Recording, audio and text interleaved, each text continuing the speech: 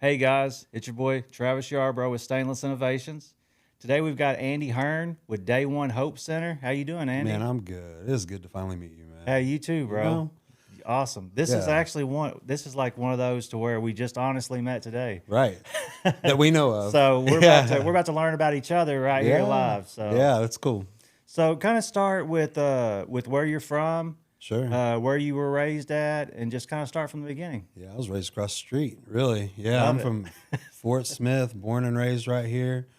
Um, my parents, my dad's a paramedic, mom worked front desk at the post office, just median income, family, brother and three brothers. And yeah, I was raised on South 22nd Street, just right over here by Raymond Orr.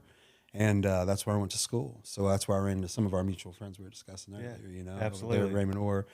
And that's where I met a different part of life, that was weird for a while. But yeah, I just cut my teeth here. I went to I was kind of a nerd growing up, to be honest with you. So I ran around with this crew that you know of that is notorious thugs for the area, Not nerds. Not nerds, no. I was the nerd of the group. And so I would hang out with these folks, but I was never brave enough to like really get into what they were getting into. And I was just scared. I was a little kid. But I like envied that lifestyle that they were doing. Like Derek was driving a car at like 12 years old, running around smoking weed, and I was like, oh, that, come on, Literally. and it's like it's 1992, that's what I see on the TV too, and so I was like, I was the only white kid on our street. Like I had the Nike swoosh shaved in my head. I had the line.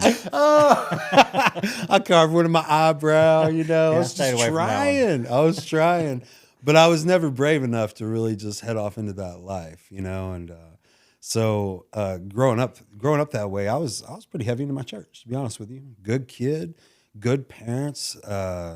They loved me. They never. There's no alcohol in our house ever. They were, if anything, they were like that strict '90s Baptist, like we couldn't read the cereal box in case there was some secular stuff involved. You Wow. know what I Okay. mean? Like, Yeah. but in retrospect, too sheltered, because this whole life was just so covered up. Did And it put just fear in you? it did. It put a lot of fear in me. Enough fear that when I was old enough, I was like, I need to look into that. Like I want to know why these other people, because none of these other people died. They seemed to be having a good time. And so I was scared growing up to mess up. And so like I was you remember Dare? Oh yeah, of DARE. I was course. president of All Dare. all in capital letters, All in right? capital with the dots. Yeah. So I was the president of Dare at Southside High School. I was never going to do, I signed a little card. I'm never going to do drugs. I'm the president of this. I was gung ho, not knowing anything about drugs. And so, I got into college. I went to Arkansas Tech and I was actually a band Okay. nerd. I played drums.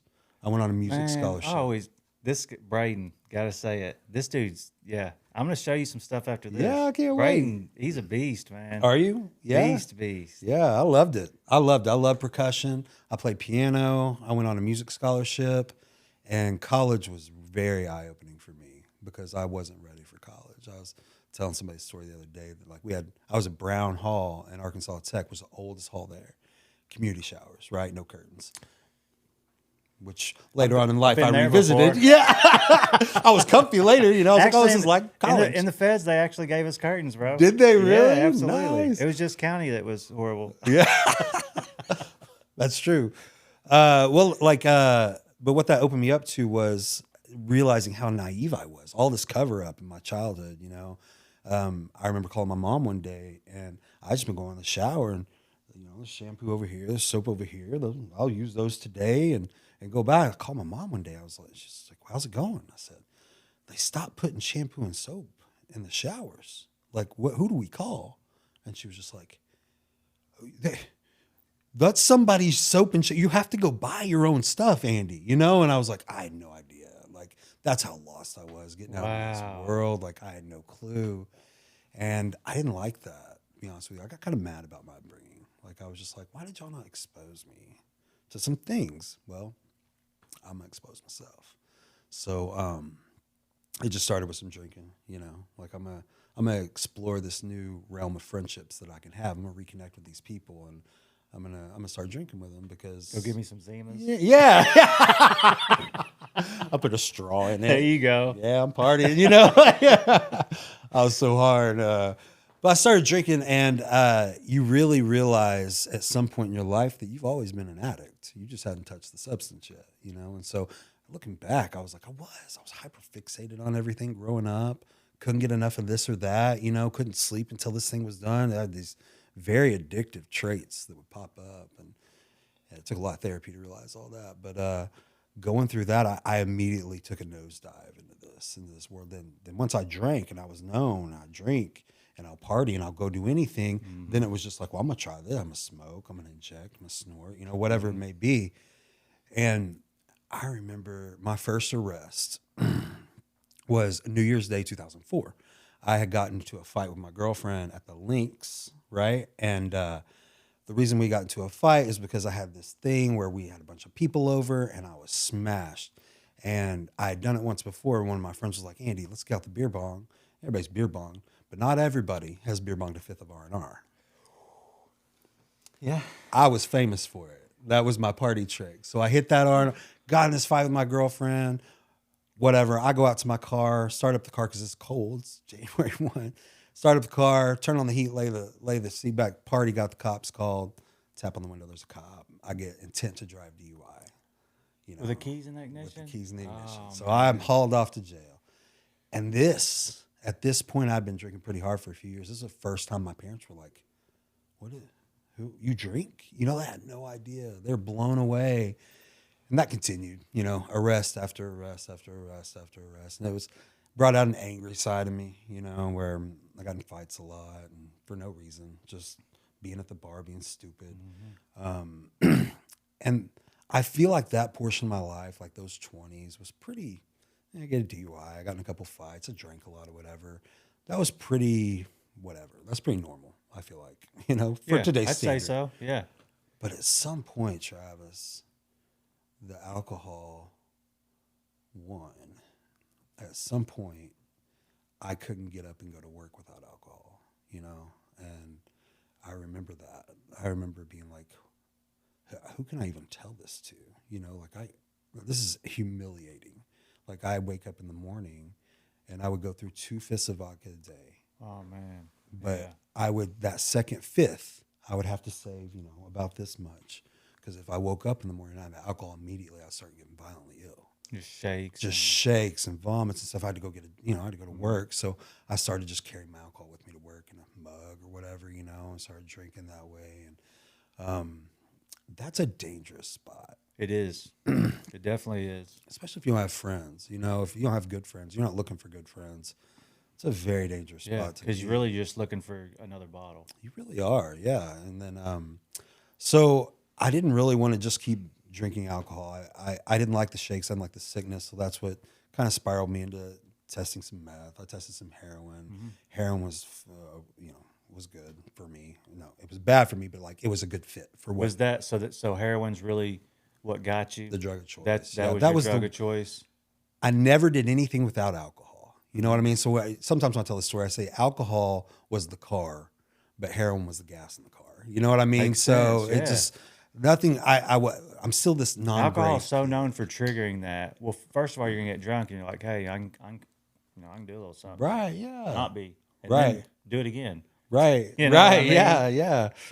Yeah. So it once you chase that dragon, you don't stop chasing that dragon. You know, like heroin's a hell of a drug. I moved in with a coke dealer, so we had free coke all the time. So to this day, I can't be around cocaine. I can go to a bar with you for the rest of the night. I could drink waters, have fun, have a blast, and drive home. I could be around heroin. I could be around anything. I don't trust myself around cocaine. That one grabbed me hard too. So I tried to get sober, man. I did. I tried, like on my own, trying to get sober, but I wouldn't tell anybody. You know, I'd just be like, I'm gonna stop. And I would, I'd have success for a month, and I would feel amazing. I would feel so amazing that I would say, I got it. Mm-hmm. I'm good, you know? So I know I got control of this now. And so that went on for years, bro. I mean, years and years until, I don't have any different battle story than probably anybody else. I've had a couple suicide attempts. My last suicide attempt was the day before I got sober, which was December 8th of 2012. I was at my grandmother's house. She had dementia really bad. And so she didn't really know why I was there. My parents didn't know I was there. I was just kind of living with her because I couldn't live anywhere else. I burned bridges. And she had this big like a, what are those, like water drums, you know, that I had seen my whole life. She had been collecting bicentennial quarters because they were going to be worth millions of dollars one day, you know, and she'd been collecting them forever. And I had seen them since I was a kid. And it was a Saturday night. And and it was on Kavanaugh. And so I took the last bit of quarter, like I used all those quarters over these months, all of her precious quarters. And I went and bought some alcohol, went back home. It wasn't enough to kick my shakes. That next morning I woke up. I didn't have a penny. I didn't have a car. It was a Sunday. I couldn't buy alcohol if I wanted to, and I was in trouble. So I went to her medicine cabinet, and I took a bottle of isopropyl alcohol. Just chugged it all down, trying to kill it, you know. It's bad. It's bad news. So that was the last alcohol that passed my lips, though. So on the way to the hospital, I made a deal with God. And I know that that's not ideal in his eyes. I understand that now, but it meant something to me at the time. I'm not saying that we need to go make deals with God, but I did. And I said, if I get out of this, if I survive this, because isopropyl alcohol will make you go blind. I didn't know that. Yeah, me neither. Yeah, it'll make you go blind if you ingest too much of it. When I heard that, I got scared. And so I said, hey, God, you pull me out of this. I will get better. And I don't know why I said it, but I said, I will get better and I will help every person I can get better. That's awesome, man. You know, and so I didn't go blind, you know. So I owed that, and I still owe that. And I owe that to the day I die. And so I got sober.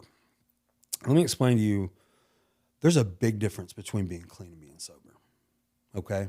And the interaction I've had with you today, I think you understand recovery as opposed to sobriety. Sobriety is abstinence, right? Sobriety says, I'm not going to drink that today. I'm not going to do that today. And I'm going to white knuckle and I'm going to hold my coin and drink my coffee and get to bed. That's no way to live. Recovery is different. Recovery says, I'm a manipulator. I'm a liar. I have a bad heart. I'm selfish and self-serving. And these are the things that I'm going to fix. And I'm going to be trustworthy. You know what I mean? And I'm going to help people, and I'm going to be available, and I'm going to show up to my mom's house when she says to show up. And I'm going to be at birthday parties. I'm going to do these things. Christmas, Thanksgivings. Man, how much does it mean to you and your family? So many too, man. Right? And then when you show up, and not only you start showing up, but they're just like, Andy's here. Yes. Travis is here. Yes. Where it used to be like, I hope Travis shows up all right today. You know, one thing that I really hurt with today is that I missed my great grandmother. I loved her with everything I got. That's where, you know, my mom would take us and drop us off and we'd stay there for days. She's the one that got God in my life as a kid. She was just like the biggest blessing ever.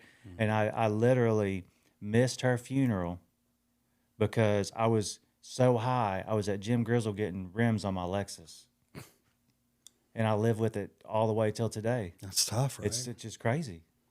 It's crazy to think. It is crazy, but do you see that as good to live with that sometimes? Like as a constant reminder of where this goes? I'm getting chills now from it just because it is. But I'm so, man, I guess that's how we continue to stay clean. Think about those. Some people say, man, I just want to try to forget about my past. Well, I don't want to forget. I don't either. Because if I forget, I'm afraid what's going to happen. I don't want to romanticize. Especially with alcohol. I started straight off with hard drugs. You know, I started using meth with my father at 13, 14 years old. So I never, ever used alcohol, ever. Like even until the point I actually got and died in 2004. I never drank all those times. I was always I loved uppers, meth. Really? And really, Coke really didn't do what I needed after using so much meth. Mm-hmm. And then from seeing, you know, other guys from back, like we were talking about, shout out BJ Take and Derek Lewis, we realized that, we've been around, but I hung out with them a lot. Yeah. And seeing them with the oxys, I never did them, man, because I seen what it was. And I didn't want to be dozing off, man. I wanted to be up and at them. That's what I'm saying. You know what I mean? You can't rob houses on Oxycontin. Right. You know what I mean? You probably can, but But you gonna take a nap while you in there, you know? so I didn't start drinking until, I had got out because it was the only thing I could do. But I had issues with alcohol until 2 years ago, 2 weeks from now, March 1st.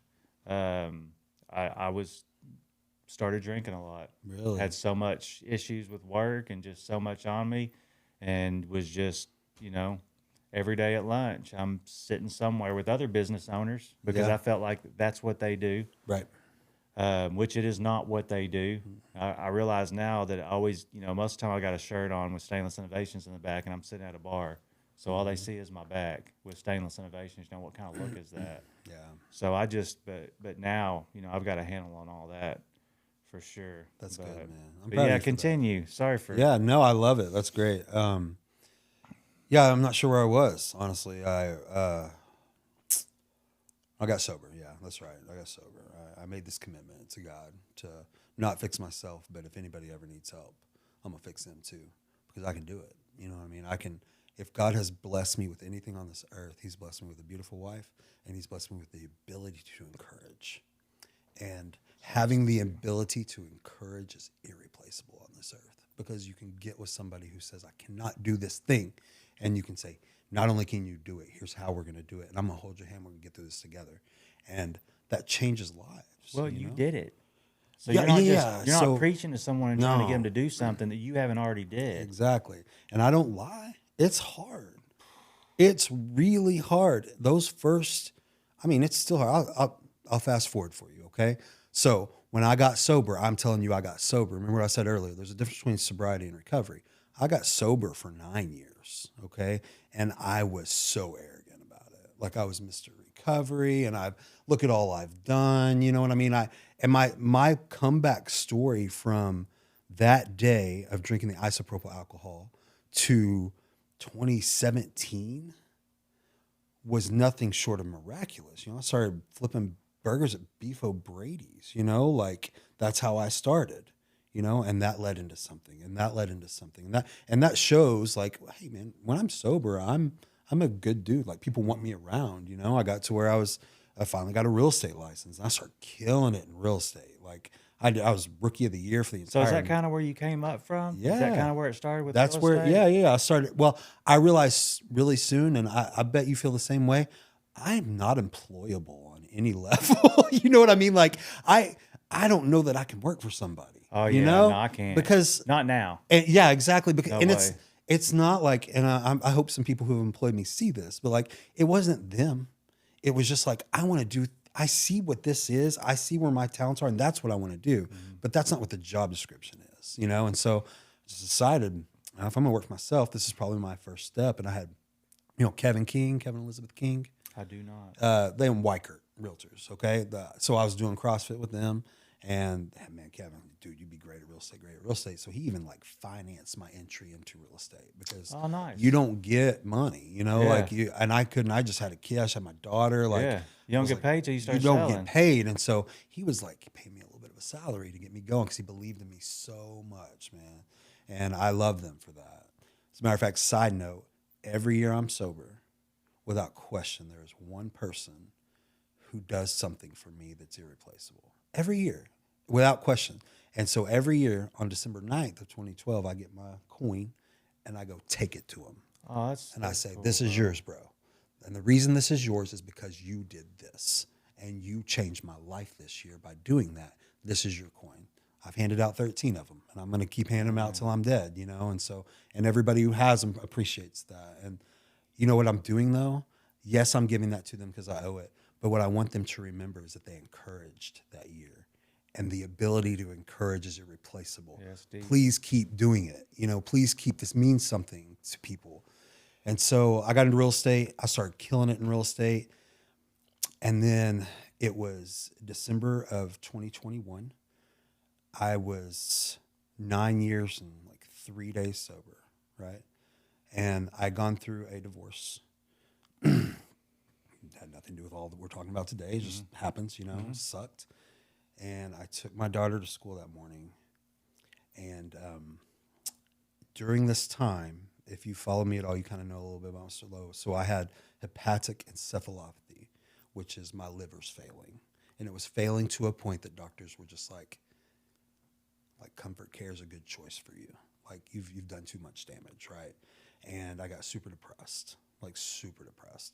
And so I was kind of bedridden for a while, wasn't really doing anything, shut my doors, and you really figure out who your friends are in this situation. Like you think you figured your friends out, but people don't want to get your stuff on them sometimes, you know? So 1,000%. So I'm Mr. Encourager. Yeah. And I'm You Mr. really lose this. everyone. You do. Everybody. You lose every single person because you're not you anymore, and that doesn't serve people well sometimes when you're not you. Yeah, and you're not going to help them get a fix either. No, huh? You know, and those are the people that you're hanging around. Yeah, exactly. You know, you really don't have any clean friends at that point. I didn't. You know, everyone I knew used. Yeah, they're gone. Your reflection, your recovery is a bad reflection for them. Yeah, you know what I mean? 1,000%. I was a kind addict. Yeah. Like I wanted everybody high. You Yeah, know? yeah, So sure, of course. Everyone wanted to hang out. Yeah, of and course. I liked large groups around me. Sure, yeah. Yeah, that's interesting. It's like an ego thing, Yeah. you know? Just growing up so poor, I just always, you know, growing up, I was nerdy too, man. I wore glasses, just, you know, only white kid on my block other than my brothers. Yeah. Like it was just a rough childhood. Yeah. You know, mom didn't come home till 8 or 9 o'clock at night. She worked 3 jobs. Wow. So my mom worked for Don Youngblood during the day. Then she would either be at S&S Superstop in the evenings, or hate to say it, but she bartended at Kincaid's. Yeah, okay. If you've ever heard of it. Yeah, why? That's Mike you saying out there, right? Yes, Kincaid's he all the did. time? Isn't that where he was? Shout out, Mike. Shout out, Mike. I think he owns it. Don't you have stock? Is it still there? But yeah, That's she was wild. we just kind of ran wild, man. We got to do whatever we wanted to do. All of us were very resilient. There's 4 of us. The youngest one, Tyler, he was way better. He's seen what 3 mess ups do. Yeah. You either learn from it or you learn from it. You know what I mean? Like you learn how to do it or you learn how to run from it. And so it's good that Tyler saw that. And he was like, that's not going to be me, you know? A lot of people use that as a crutch. That's all I know. That's all I know. My brothers were this. My dad was this. Yep. You know, like. And I felt that way about me. I'm sure you did. I felt like this is my path. Right. This is what I'm supposed to be doing. This is what Yarbroughs do. 1,000%. And they did. You know, my brother Chris was involved.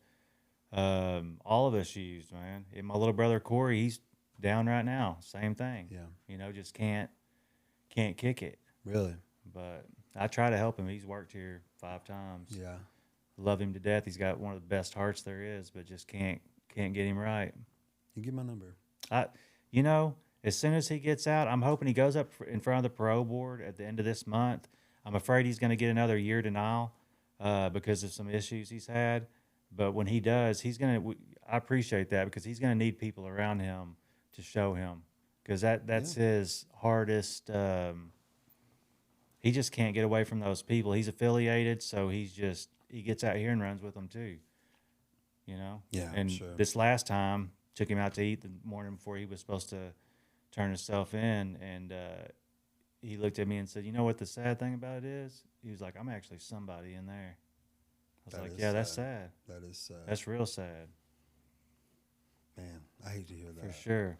I do mean it when I say give him my number. Yeah, I will for you sure. You know, for anybody listening like that knows me, give them my number, please. But I want you to tack this down in your brain. If I ever say that to you, I want you to tell your brother, I want you to tell whoever that I've got this guy who wants to listen to you. Make sure and say I want to listen to him. Because I love it. How many times did you hear, I got this guy who wants to talk to you about your thing? Oh, everybody, it is always everybody talk. wants to talk to me about my thing. Yeah. And when someone says they want to talk to me about my thing, that immediately triggers this thing of they're going to preach at me. They think they know me. They think all these things. But I found in dealing with addiction is that if I tell you, hey, man, I know. Like, I just want to hear your side of the story. Yeah. Everything relaxes. Everything opens up. I'm stealing that. Steal it. I'm Use it. stealing Please. it. Go help people with it. Because, man, I always say that makes so much sense because I'm always like, yeah, I'll talk to them. Mm-hmm. But man, I've never heard it put that way. No, I And I've push it. been through rehabs. Yeah. Like I know, and I've never heard anyone say, I want to listen to you. Yeah. Because that is what they need. It is. And Yeah. they need someone to listen to them who has actually been through it. Right. Not someone that just went to college that gets out that's 25 years old and now you're going to try to tell me how I'm supposed to fix myself when you ain't never touched You none know, of these nothing. chemicals. And I can't tell you, I can't talk at you and say you need to do this, that, and the other until I know who you are, what triggers you, what your motivation is. Like, so I need to hear your story. I need to see what I'm up against in some way, you know, and see how I can help. So you just get divorced. You're Going through that, I'm 9 years, 3 days sober. I got this thing. I woke up one morning. I don't know if you've ever been this bad, but I woke up one morning and I said, today I'm going to kill myself because I'm a burden. I'm a burden to everybody around me right now. waste of breath. I'm a waste of breath. Yep. So I took my daughter to school that morning. Thank God she was with me. She's first grade. And I took my daughter to school that morning, and I always walk her in, you know. And she got to a point, she went to Woods Elementary, and there's like a side entrance for the first graders, right? And she got to a point where we would walk almost like 8 tiles back, and then she wanted to walk the rest of the way herself, right? Broke my heart. I was just like, why? Just let me walk, you know? Yeah. Like I hated that or whatever. Yes. But we got to that point, and I had a hold of her hand. She let go, and she turned around and hugged me. And I knew she would never, even if the suit, you know, I say I'm going to kill myself, I know I'm going to do something harmful today. And I knew she would probably never see this guy again. You know, the person that she was standing there and she loved, that was her last glimpse of that guy. And so as she's walking off, I had this panic moment, and I like hollered out to her, like, not in like a, hey, Piper, you know, it was like, Pipe, like a, help me, you know, 6 years old, help. And she turned around and said, yeah. And I was just like, she can't do anything. She's 6 years old. I could keep her out of school, but I don't trust myself today. Baby, I love you. Go on in school. So she went to school. I went to the Elks liquor store because they open at 7 a.m. And I know that from my alcohol days. You know, Mazart on the corner. Yeah. So I went down. That's no longer there, is it? Nope. No. Kept getting flooded. Yeah, that's right. 2019, 2017. God was like, get it out of here. I don't know why man. it's funny, but we I don't just either. know the places, It was bro. always flooded. That's right. Yeah, I went over there because they opened at 7 a.m. And I bought my fifth of R&R because that was my drink of choice. And I had it out in my car. If anybody drove by and saw me, like, that hurts my stomach. I mean, I'm 9.5 years sober. I'm Mr. Sober. I push it out there. I'm sober. But I know what the condition my liver's in, and I just don't want to live anymore, man. I just don't want to do it anymore because I'm fake. I'm fake. I'm narcissistic, and I'm manipulative. And all these things that I thought would go away once I stopped doing drugs didn't. And it's costing me relationships. And I just in that moment thought, that's a permanent wiring for you. You're always going to be, can I say piece of shit on this? Oh, yeah, absolutely. You're always going to be this piece of shit. You always will be. I just believed it. The devil's real. You know, It better be okay because you said it before. Yeah, right. Just so we're real on this Yeah, show. I like It that. is what it is. I like we're that. all Christians. Things are going to be said. Right. That's one of my problems is my mouth. I continuously work on it, but man, it was beat into me at a young age. Yeah. My mother's every other word was the F word. My father, I'm working on it. I'm not as bad as my brother Chris. Shout out Chris. 'Cause you got the good mouth. Yeah, it's a work in progress for me. It's better than it's ever been. But you know, I sat there in that parking lot with that whiskey, and I was just going to take a cap off, drink it, and let's just call it a day. You know what I mean? I knew I didn't really want to die because I was waiting for somebody to do something. I was waiting for the right phone call to come through. I was waiting on someone to see me because I'm well known in a liquor store and be like, oh, that's Andy at a liquor store. Like, what is happening? You know, I'm waiting for, and I even said that. Like, I have a relationship with God-ish at that point. But I was just like, you know what? If you're so real, stop this. Stop it. If you want me to help people, you won't let me kill myself. And how dare you let me get this disease? I have a 6-year-old daughter I'm never going to see graduate high school. How dare you? You know, I'm mad. It's a dangerous combo. And I took that cap off, and I never remember whiskey smelling that stout. It smelled like octane, like straight up diesel gasoline. I was like, Ooh, R&R has always smelled that way to me. as it should. It's if you're not familiar, R&R is about the cheapest whiskey you can It buy, is. right? It is disgusting. So It's the house. yeah, it's house. Yeah, well, that is the Yeah, bottom well, of there the we well. go. Yeah, That's it. yeah. So I'm sitting there, and about 2 days earlier, I had, I got nothing to do but lay in bed and die. So I found this like really hot girl on Instagram, and we had two mutual friends. You know how weird that is to reach out to somebody you got two mutual friends with. Like, mean, that's weird. It's better than just one. That's true. We had two. Turns out neither one of them knew her. They just, whatever. But I just shot my shot with her, and we'd had a good conversation, and I could tell she's a good girl. And so I was just like, I better cut this off. I'm not a good guy, And so I left her my number or whatever.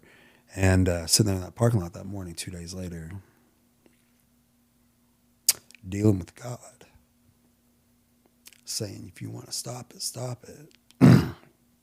My now wife texts me. I don't know what's going on in your life. I was praying for you this morning, Just want to talk to you, sort of thing. I didn't even have her number saved in my phone, Travis. And I felt God in that moment. I felt like, all right. Like, I know this isn't how this normally works. I know you don't just command God to show up, but kind of,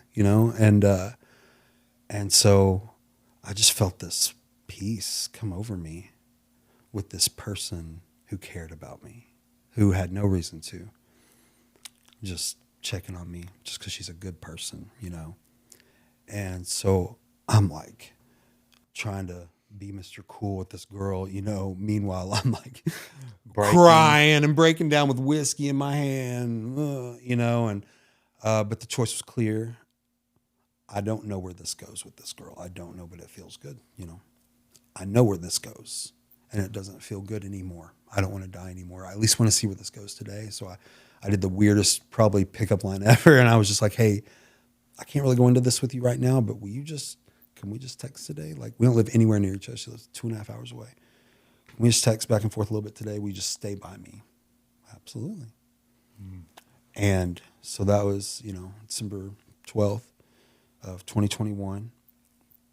And I have not gone a day without that girl since. Wow. I showed up to take her on our first date, and we went to Silver Dollar City and rode some rides, and I sat her down at the end of the day, and I said, hey, this is my truth. This is what I'm capable of. I'll cheat on you. I could do it. I almost relapsed the other day when you text me. I've stolen. I've lied. I'm obsessed with money. I'm not really a good dude, and you're a great girl. Her dad is a sheriff and a pastor in Harrison. You know what I mean? Like, she is raised. She's all American family, greatest family I've ever been around. And she sat across from that table. And you know what she told me? That is so refreshing to hear. It's real. And I was like, how is that refreshing for you to hear? And she said, I just got divorced from my alcoholic husband who cheated on me all the time. And so this is close to her. But the difference is that I said, I am this, and I'm sorry, and I'll work on this. And it was honesty that she had never had before, right? So I say, all right, so we're going on our date.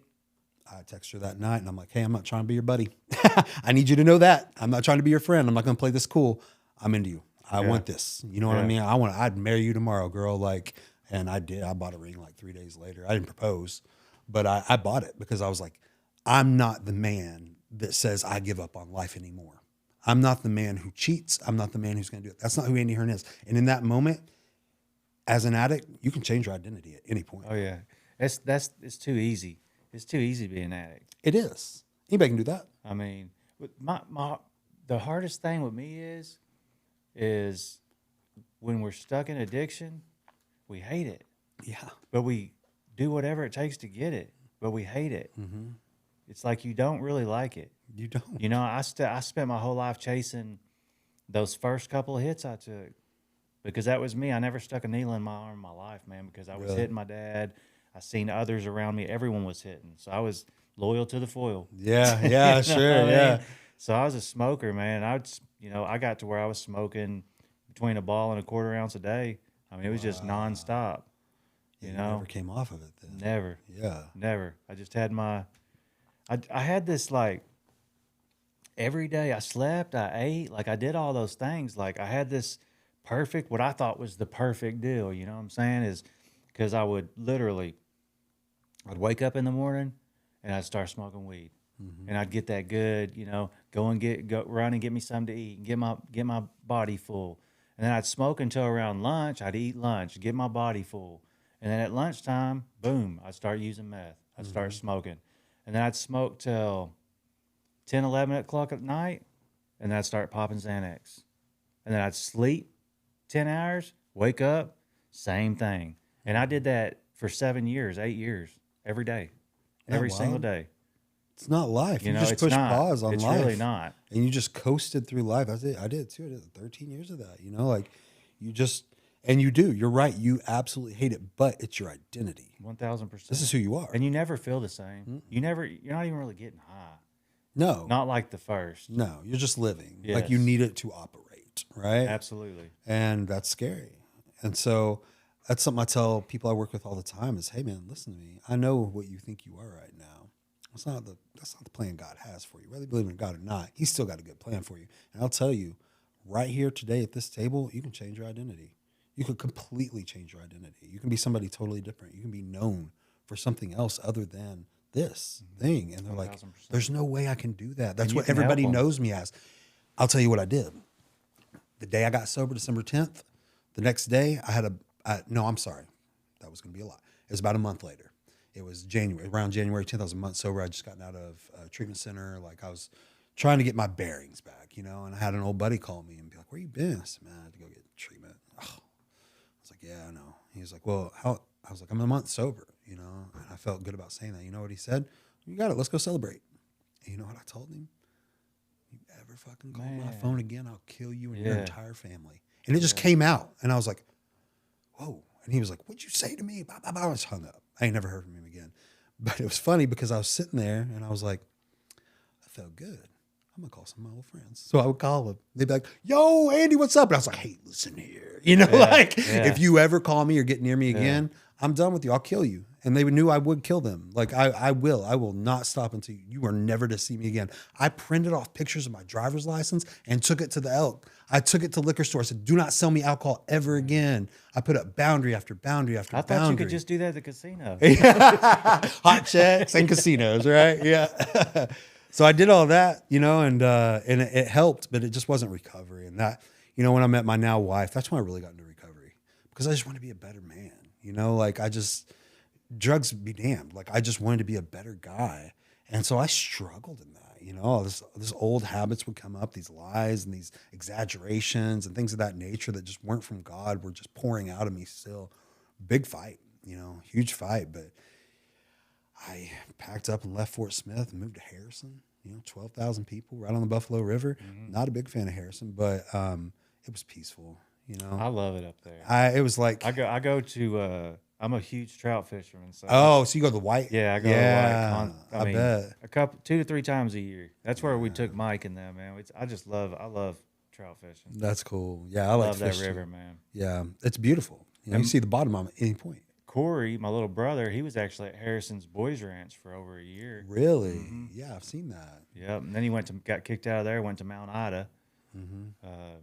Yeah. That's wild. Yeah. He was probably worse than all of us, but Yeah.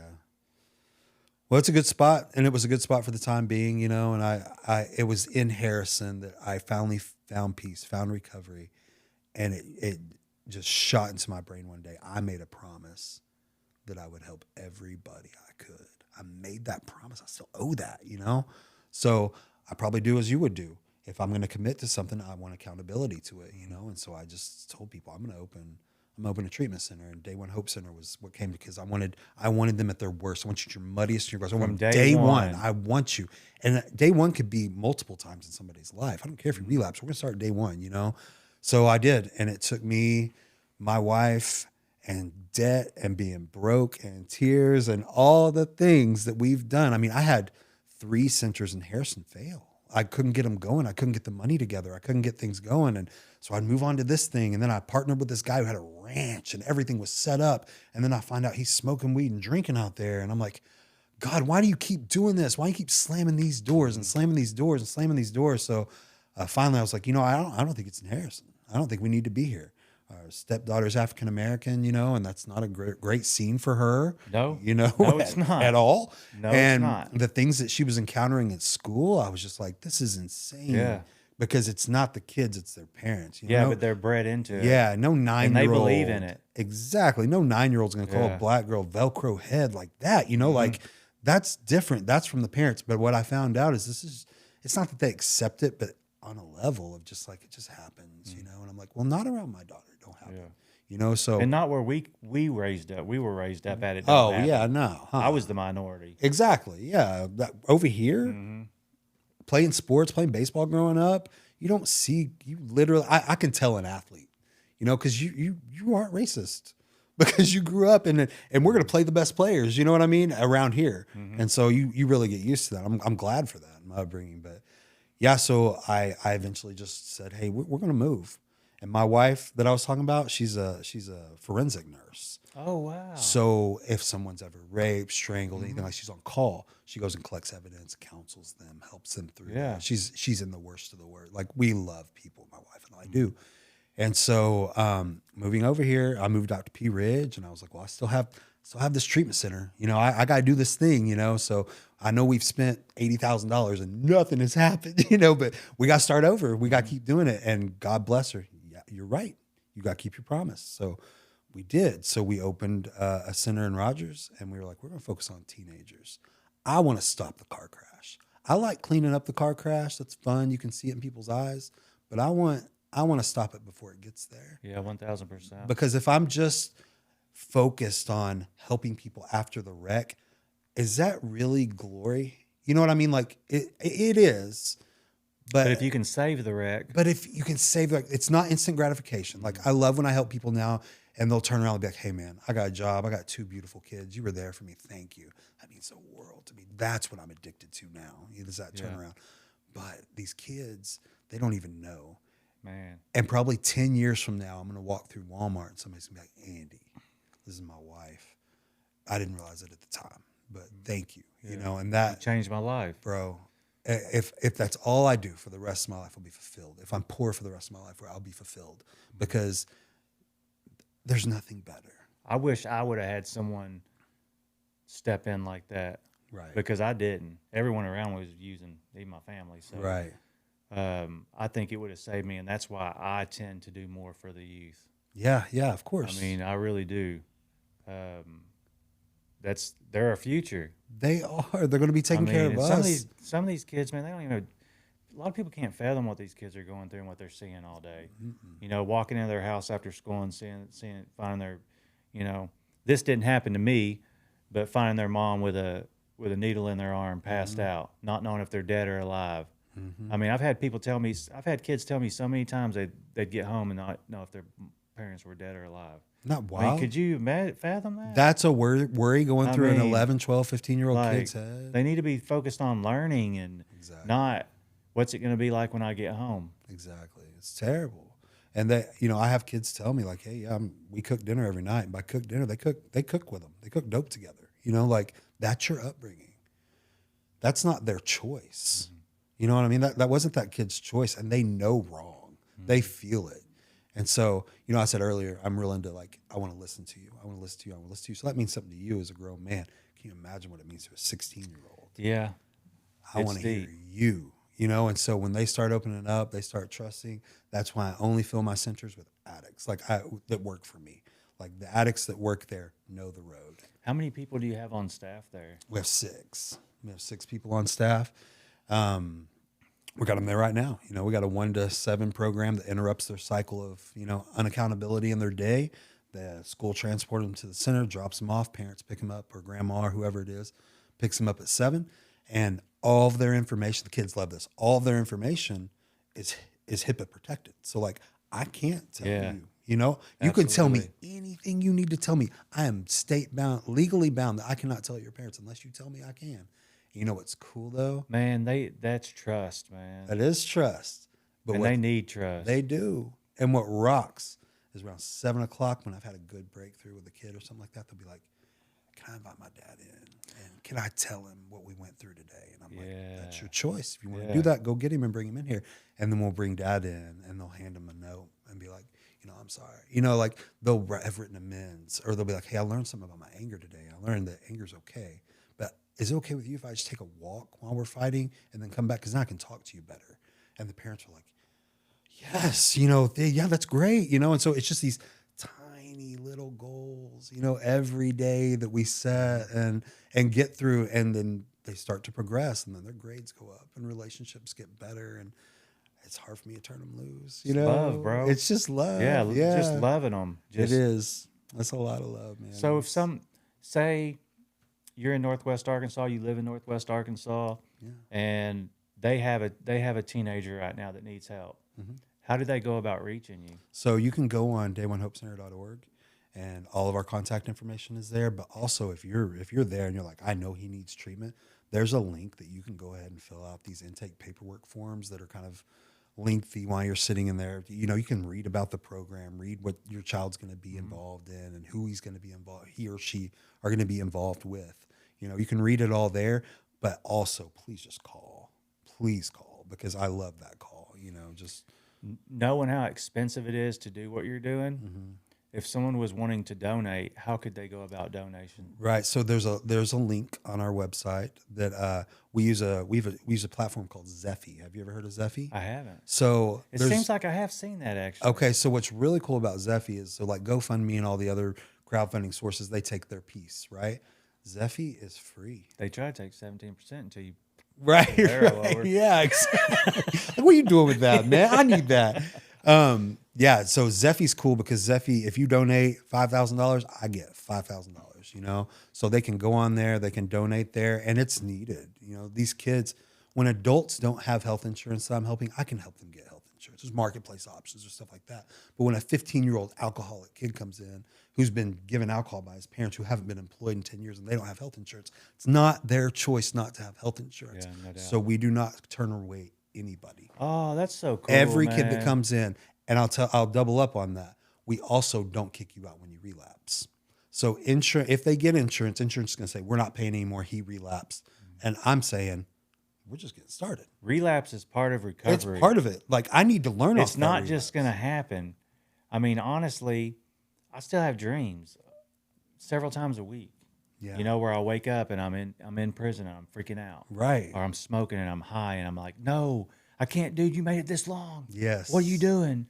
You know what I mean? So I still live with it, like, majorly, which I'm thankful for those, because I'm an addict, man. Right. I'm an addict. And you're not straight up, I'm an addict. I think those using dreams, we all have that. I think those using dreams are a gift from God to say, don't you dare romanticize this part of your life, because this is what it is. It honestly makes me sick. Yeah, me too. It makes me sick to even think about it. First of all, I can't believe that I smoked so many chemicals that we don't even know what's in it.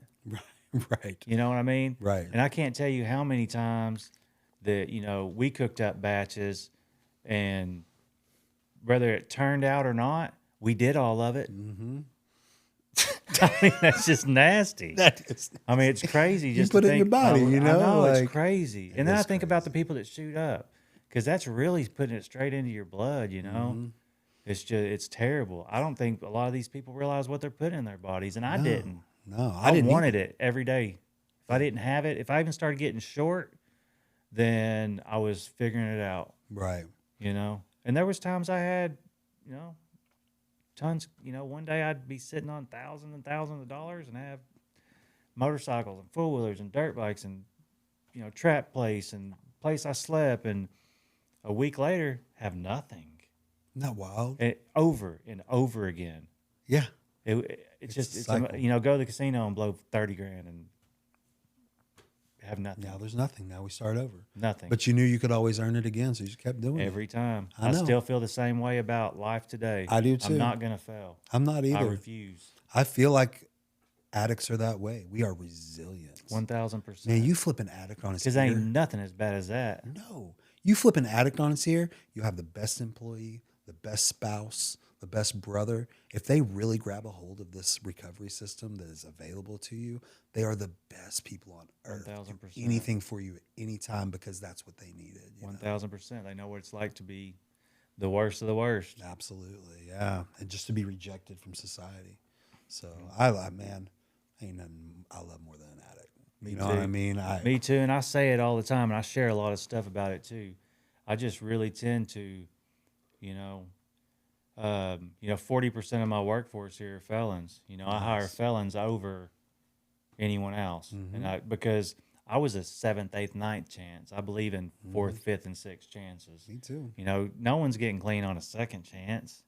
No. That's just two. Yeah, you got plenty more in you, brother. Yeah, yeah, I agree. I'm with you. I love it. I want to talk about something else you're doing right now. Sure. Next to Hope Campus, moving into Fort Smith. Let's talk about that a little bit. Yeah. Because that's going to hit home here. Yeah, it's going to be good. So I'm good friends with the executive director of the Hope Campus, Casey Wilson, also an addict in recovery. Amazing man. As a matter of fact, my last day at Harbor House, I was doing intake, and I did Casey's intake. He checked in as I was checking out, and we knew each other. Yeah. He came in all red-faced, and if you know Casey, he's just always happy, even when he's checking into rehab. Hey, yeah, I'm here. I'm gonna get clean. I don't know, man. He's like Chris Farley almost. Yeah, well, just drugs. I did a bunch of them now here. I'm like, all right, Casey, you'll be good. But he's a pillar in the community right now as far as the Hope Campus and recovery and all he's done. And they have a clinic attached to it, the Mercy Clinic that was there. Well, Mercy just moved out one day. They're done with it. So he called me and he was like, bro, we have an opportunity here to significantly impact the homelessness and the addiction in Fort Smith, because this is where it starts.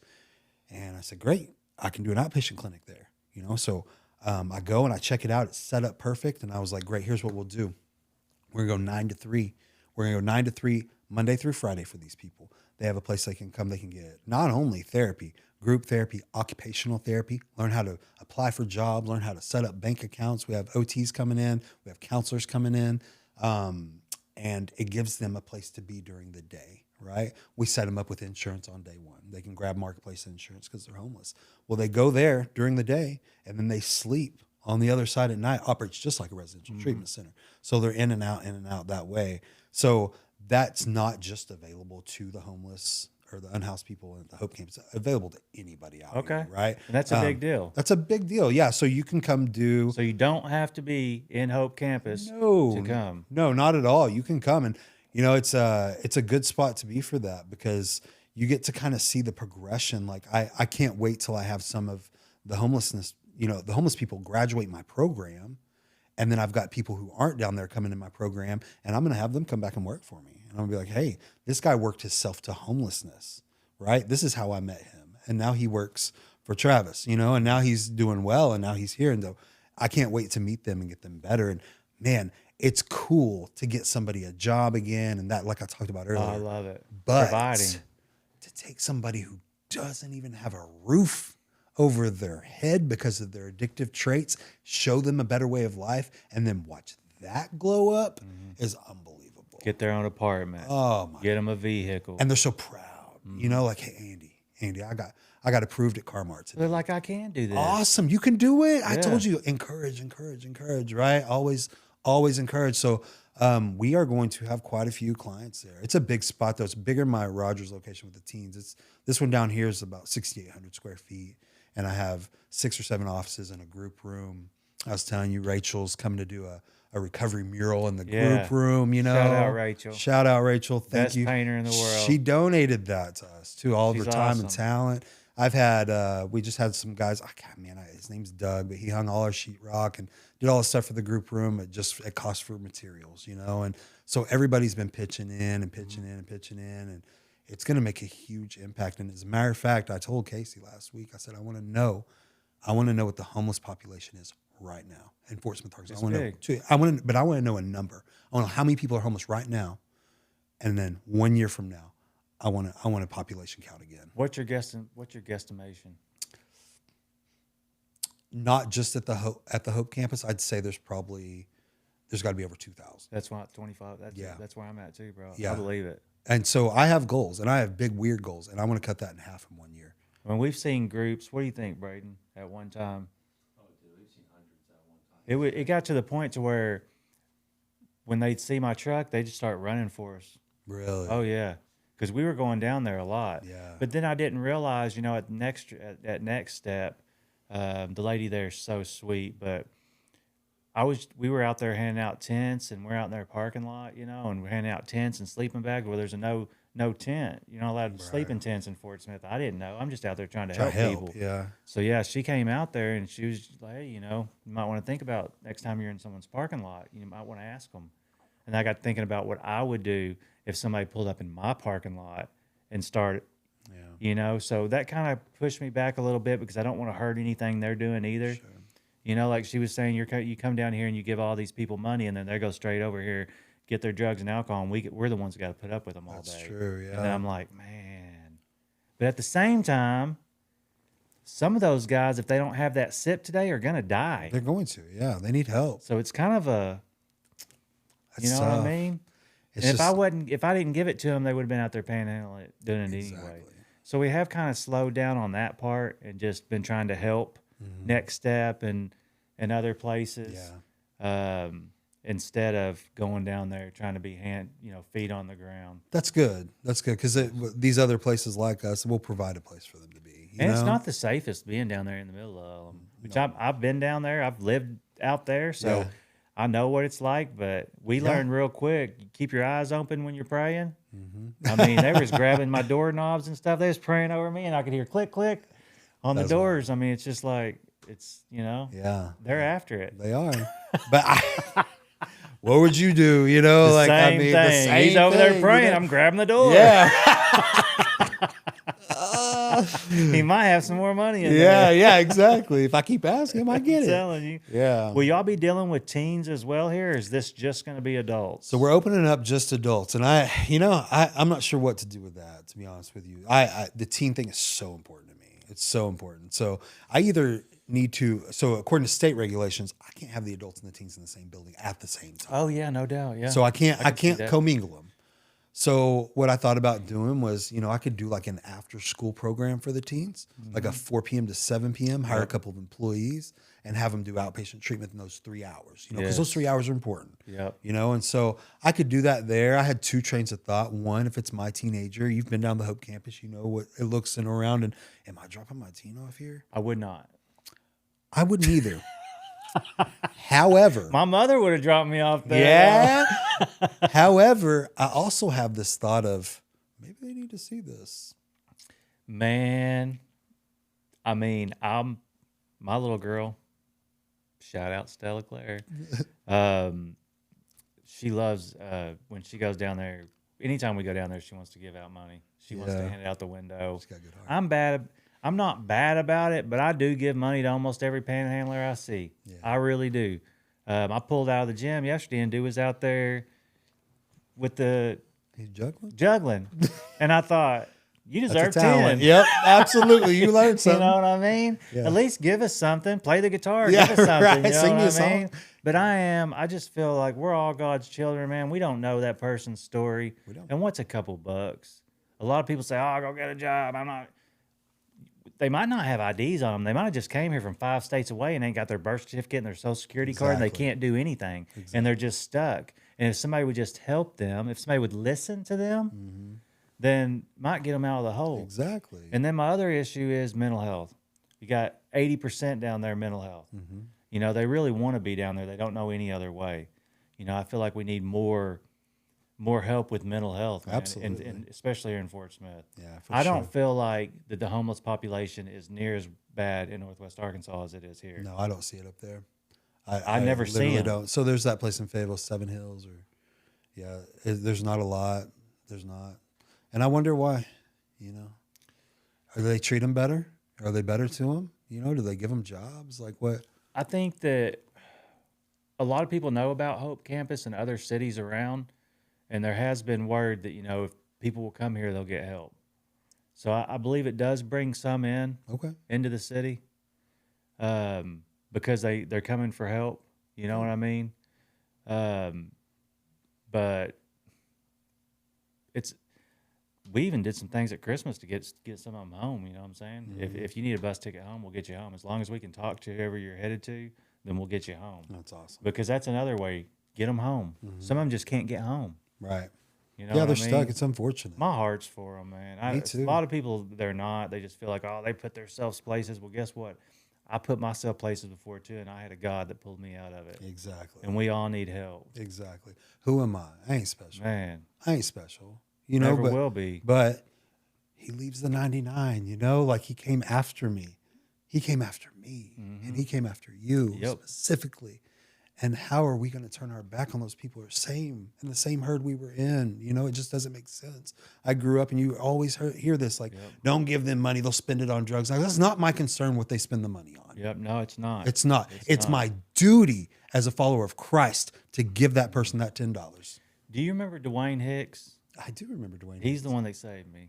He's Really? the one that got me, yeah. And I've been trying to think of his name, bro, and it just popped up in my head. I haven't talked to That's about him amazing. at all in any of these shows. Wow. I've been trying to think, but he's the one. At the same time I was in county, I spent 13 months in county waiting to go down, and his son had just got busted for dope. Yeah. And we were the same age, and I just felt like he just kind of took that and just really showed me a lot of attention, man. That's cool. Tons of attention. You never I forget. got a lot. Never. No, I can picture him right now. And now that I remember his name, I can reach out. Yeah. You should. But yeah, you should do it today. he was so close. I guess he was down there for years. He was chaplain for years. Yeah. That's wild. I mean, but yeah, he got me. My grandmother started, and then he's the one that really. That's where it started sinking in, man. Is in county. That's when I started reading. And then when I went down, I kind of went off again, off the bad. You know what I mean? And then I had to pull myself back together again. You know, so I'm like, I got some time. So even in there, you know, I was smoking and drinking. You know what I mean? Because people don't realize that it's easier to get in there than down here. is. Here you got to Yeah, drive down the street. Over absolutely. there, you just got to talk to your bunkie. You know? Yeah, I would encourage parents. You may disagree with me on this, but I hear parents say all the time, "You go to jail, you just stay there." No, you go to jail. get 'em, it's Absolutely worse. not. That's where we all Please meet do each not leave other. your kid in jail. No. Please do not leave your kid in No. jail. Bring them Absolutely. home and create fear like they've Yes. never felt. But because your kid messed up and got a DUI doesn't mean they need to contract No. HIV or No. meet their next plug. Or get the shit beat out of them. Yeah, no. You said it first, Sof. Yeah, go ahead. Sorry, Mom. I'm sorry. Yeah, no, do not leave your kid in jail. Go get your kid out of jail. Go get your kid some help because that's where it starts. You leave them in jail, they're going to be jail people. That's their identity. Absolutely. I'm going to be jail Because person. a lot of them, it gives them a sense of looking for my words. It gives them a reason for. It's not the right reason for life, but it gives them a reason. I mean, when they get in there and get affiliated, it's game over, man. Your brother said it best. I'm somebody in there. Yeah, absolutely. You should have never been in there long enough to be somebody. That's in right. there. Not if somebody could have helped it. That's right. So I'm not letting these teens be somebody in juvie. I'm not going to do it. Not when they can come and see me and sit down and say, "Hey, I want to listen to you." And he's literally been on 7 or 8 trips now. That many. Man, Pushing 40 now. it's all right. I'm praying that this is the last time, for sure. I always try to be there for him. I'm still there for him right now. But his heart's so big, man. He's such a good dude. But he's just one of those that, you know, Corey, I'm about to go rob a bank. Bet I'll go steal the car. Yeah, That's him. kind of loyal in a way, though. Big time. To a fault. Big time. Yeah. Who's driving? Yeah, sort of guy, you know. Absolutely. Yeah, man. You know what? He gets out. I'd love to listen to him, and you know what? His story would impact teens in Rogers. I'd give him a job. You know, if he wanted to come up there and help me with teenagers. And that's what those are the we need. Yeah, because we need people like that. We do. Because those are the ones that help, or the ones that's been through it. Exactly. For sure. They for trust sure. him. They trust him. So, you know, I'm willing to bet. I love hearing your story, and I love how far you've come. I know what you told me earlier about missing your grandma's funeral hurt you. Big time. But I guarantee you, without ever meeting your grandma, she would have traded that thought. She would have said, Travis is going to miss my funeral one day, but it's going to stay with him and it's going to make him better. She had taken that. It really has. A lot. It's been my grandfather too. Her son, he was a great man, great man, and it was through a lot of my addictive times, and I just missed a lot of time with all of them. Yeah. You know, same thing with my dad. My dad's been gone 4 or 5 years now. My mom's been gone about 6 years now. And I wish they were here now to be able to see, which my mom got to watch me buy Stainless Innovations, which was huge, man. That's awesome. Right before she passed. I wouldn't be where I am today if it wasn't for her pushing me, because I didn't even think that I could do what I do. I still pull up here and don't even, it's surreal to me that it's mine. Yeah. You know? Something it's about paid mamas. Man, mine was great, man. Mine too. She tried so hard. I felt like she wasn't doing her job because she's got 4 boys and we're all struggling. But now I look back and I see how hard it is. I got one little girl now, as expensive she is, I can't even imagine. Yeah. You know what I Right. mean? I can't even. No wonder she was never home. She was trying to feed us. She's trying to provide and give You you know? stuff. Yeah. Well, Andy, it's been an absolute pleasure. For sure. You too, man. I see us doing a lot of stuff together, man. Mm-hmm. I've got a lot more talking to do. I've got a lot of stuff I'd like to talk to you about. Just got my head just turning with youth right now. Yeah. With some of the things, because Fort Smith needs that. Mm-hmm. And we've all talked about it quite a bit. It's just knowing, what tools we need to do something like that. For sure. You know what I mean? With as much experience you have with all that. So hopefully we can work on that together. And Let's see commit what to we it. can Let's come commit up to it. with. Let's do it. Let's One make it a thing I'd priority. like to do today is I'd like to donate $500 That's awesome, man. to Day One, and just to show a little token of how much I appreciate you coming Thank today, you, and Travis. I appreciate what all you're doing, man. Thank you. I appreciate that. And this probably won't be the only time you're on here, because I think we need to. Yeah. we're gonna need a Yeah, I would love second that. episode, because I know we're not done. Yeah, for sure. Thanks for having me. I really Hey. do appreciate it. Thank you for the donation. That means a Yeah, lot. It's absolutely, bro. It's going to help. Absolutely. So if you've got teens, if you've got a teen needing help in Northwest Arkansas, reach out to Day One. We're all here to help. That's what we're here for. That's why we do this show. It's all about recovery. It's all about how we can get closer with God, how we can help, and hope everyone has a blessed day. See ya.